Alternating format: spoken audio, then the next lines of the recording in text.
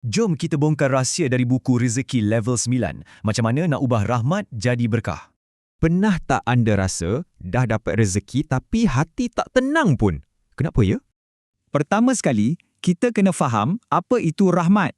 Ia adalah apa saja pemberian Tuhan kepada kita. Tapi, matlamat kita bukan setakat dapat rahmat tu. Rahsianya adalah untuk mengubahnya jadi lebih baik. Jadi, perjalanannya macam ni. Dari salam, kita terima rahmat dan matlamat akhirnya ialah berkah. Berkah ni pula senang cerita bila rahmat tu buat hidup kita makin baik dan tenang. Okey, jadi apa beza rahmat dengan berkah ni? Jom kita tengok contoh mudah. Contohnya, duit boleh jadi alat sedekah atau alat buat maksiat.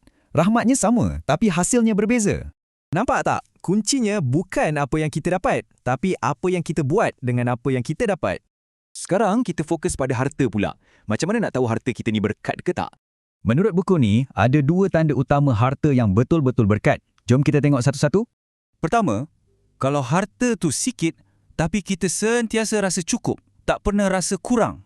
Dan yang kedua, kalau harta tu banyak, ia tak buat kita jadi sombong atau lalai.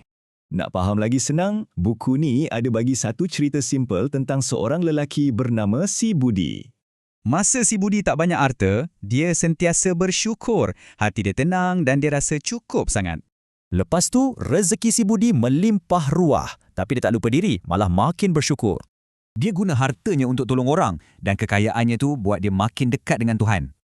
Kisah Si Budi ni memang contoh terbaik macam mana nak ubah rahmat jadi berkah kan? Jadi, poin paling penting kat sini, fokus kita sepatutnya pada mengubah, bukan hanya mengumpul. Jadi, persoalan untuk kita renungkan, macam mana kita nak ubah rahmat kita hari ini jadi berkah yang kekal?